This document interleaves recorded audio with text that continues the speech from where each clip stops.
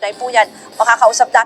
Bumuelta naman si Navotas Representative Toby Chanco kay dating House Speaker Martin Romualdez matapos questionin ang kanyang kredibilidad sa inilabas itong video message. At kaugnay po yan, makakausap natin si Congressman Chanco. Good afternoon po sa inyo, Congressman. Maraming salamat sa pagtanggap ng aming tawag. Yes, Ruth. Magandang hapon po. Kung ito pong sabi ni dating House Speaker na binanggit kayo na dahil dito sa flood control anomaly sa pagsilip doon sa budget pero kayo daw po kasi ay dating Vice Chair ng Committee on Appropriations, so nung nagkaroon ng deliberasyon sa mga komite sa plenaryo, bakit daw hindi nyo bin-ring up kung meron bang irregularidad? Okay, number one, ako ay isa sa 56 na vice chairs ng Committee on Appropriations. 143 members kami, isang chairman na si Saldico, isang senior vice chair, 56 vice chairman at mga miyembro.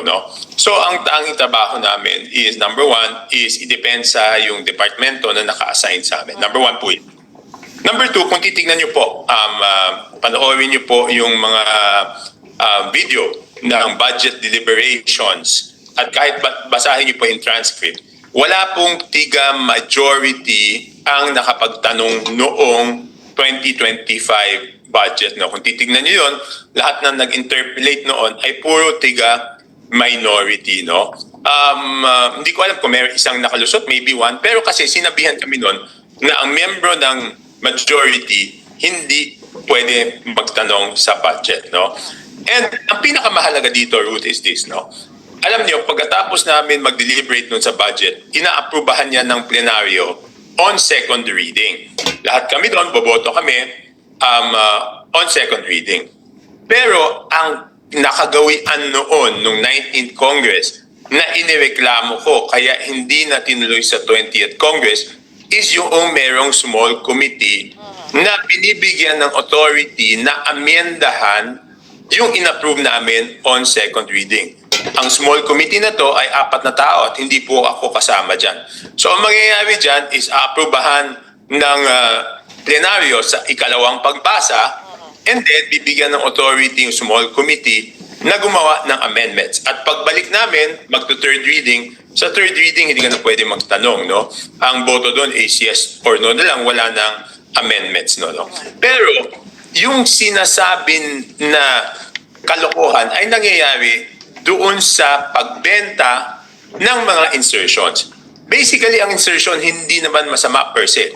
Kaya lang yung insertions dito is because binibenta nga. Di ba? Hindi ako lang yung una nagsabi niyan, pero sinabi rin niya ni Engineer Alcantara, sinabi rin niya ni Yusek Bernardo na binibenta ni Saldico yung mga insertions. At ang unang pagkakataon na mangyari yung pagbenta ng insertions ay doon sa small committee. Small committee na walang committee report at walang minutes ng meeting.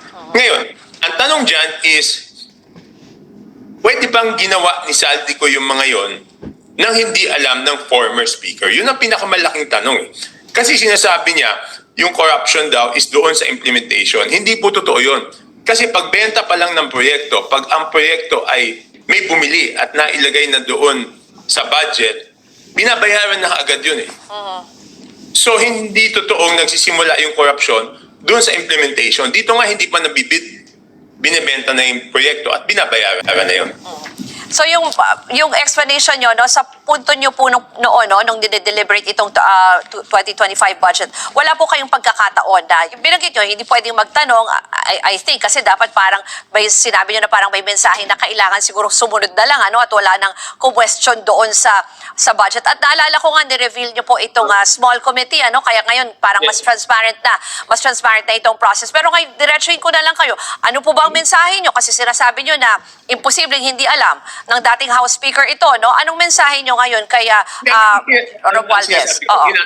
Tinatanong ko siya, pwede posible ba na hindi niya alam yung pinagagagawa ni Saldico, di ba? Kasi sabi nga ni Saldico, everyday magkausap sila ni former Speaker Martin Romualdez. So posible ba na hindi niya alam yung pinagagawa ni Saldico? Yun lang naman yung akin.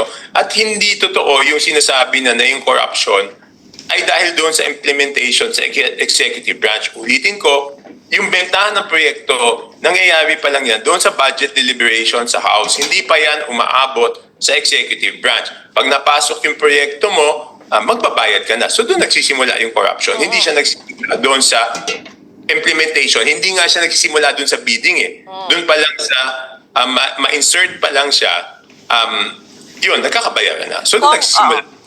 Kung yung sinasabi rin ni Congressman Romualdez na tila siya daw yung fall guy kasi ang iba pa niyang binanggit, itong si Senate President Chis Escudero at ito nga pong si dating Congressman Zaldico.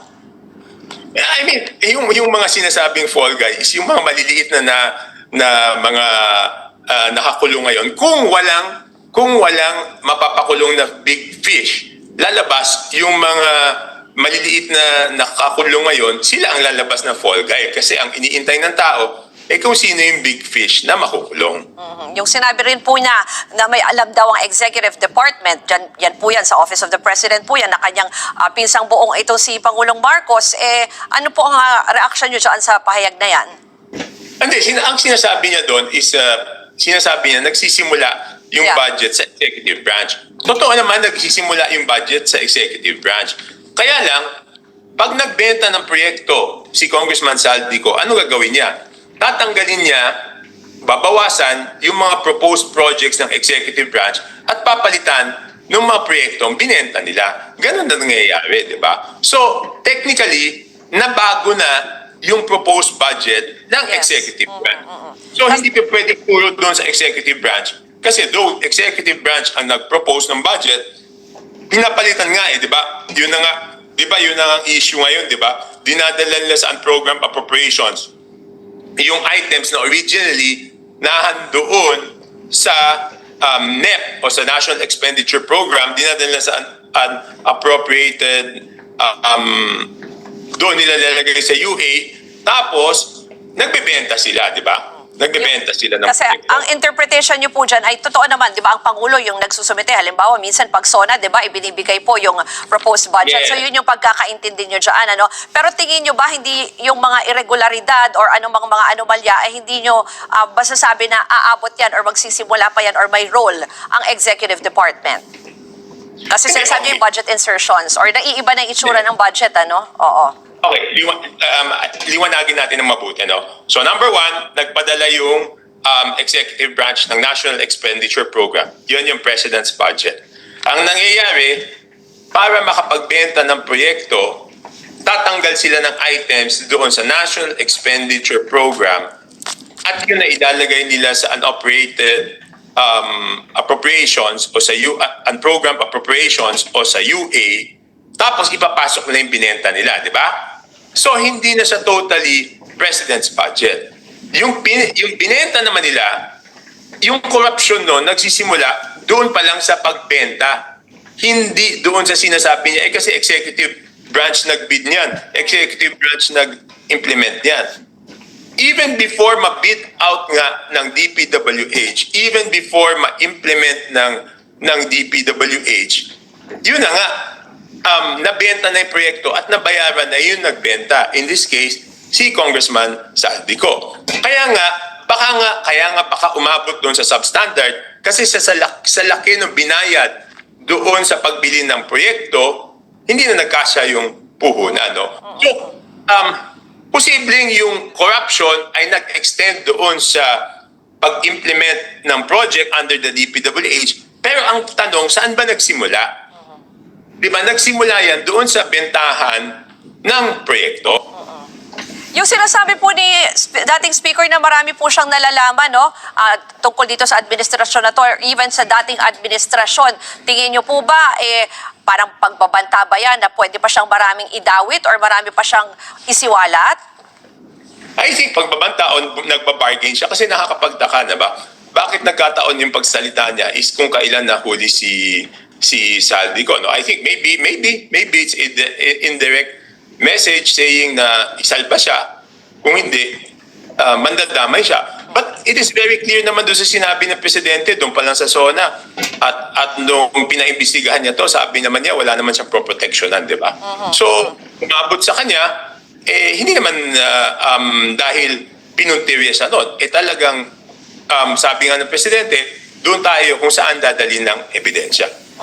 Pero yung kanina binanggit Pinsan nyo, sila, Go ahead. kahit pinsan sila, walang magagawa kung umabot talaga sa kanya ebidensya. Pero binanggit nyo na rin kanina yung timing doon sa pagsasalita. Ito nga po, humingi pa po ng Travel Authority, no? Para makalabas ng bansa. Ano pong masasabi nyo dyan? Yes, yun na nga Kung titignan natin, was it purely coincidental na yung paghingi ng travel authorities pagkatapos mahuli si Saldico? And he had a statement there which shows na talagang ito ay reaction doon sa sinabi ni Saldico Basahin ko lang. No? Meron siya sinabi doon na saan ba yun? There are emerging indications that certain sectors are attempting to weaponize individuals, including Zaldico, to construct a narrative that serves their own interest. So parang siya na nagsasabi na may duda siya na si Zaldico ay kinakausap para gumawa ng storya na kasi ang kadugtong nito, sabi niya, so when the legal process is being used against me, against him, as a political demolition job, I have no choice but to defend myself. Sabi niya. So ibig sabihin yon, ang tingin niya, si Saldico ay gagamitin para gumawa ng storya na siya ang ididiin. Diba? Yun ang sinasabi niya dun So siguro, ang kadugtong nun, nag-request siya ng travel authority, diba? Pero tingin nyo po ba, baka kung lalabas ng bansa, hindi na bumalik, pauwi kaya sa ganyang senaryo? No, I'm talagang pagkita ko doon sa ginawa ni Ombudsman Boyeng Remulla kasi ang hirap naman ng sitwasyon. Paano sabihin natin, I don't think they can take the risk, di ba? Kasi pag, kunyari, pinayagan nila umalis, tapos hindi bumalik, sinong sisisihin? Di ba sila rin ang sisisihin yan sa huli? Sabihin, kunyari-an lang yan, talagang pinatakas nyo, no? So I think wala silang choice doon para magtiwala yung tao. Kinailangan niyang gawin yon.